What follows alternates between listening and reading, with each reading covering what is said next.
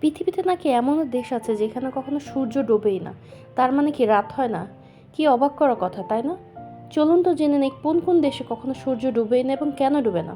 আর হ্যাঁ, আমার চ্যানেলটি অবশ্যই সাবস্ক্রাইব করে থাকবেন যদি আমার ভিডিওটি ভালো লেগে থাকে। তাহলে চলুন শুরু করা যাক। সূর্য কখনো ডুবে না বা মিডনাইট সান এমন একটি প্রাকৃতিক ঘটনা যা পৃথিবীর কিছু নির্দিষ্ট অঞ্চলে ঘটে।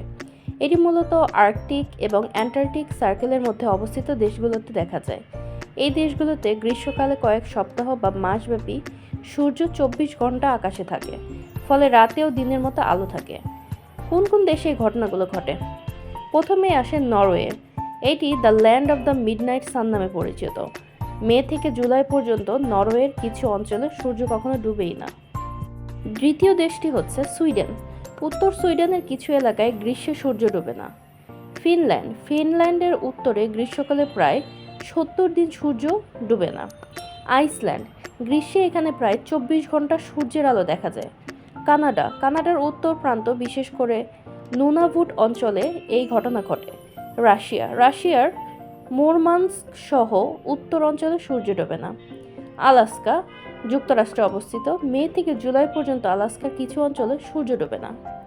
এবার আসুন জেনে নেই এর কারণটা কি, কেন সূর্য ডোবে না। এর কারণ হলো এটি পৃথিবীর অক্ষ এবং সূর্যের চারপাশে এর কক্ষপথের কারণেই ঘটে।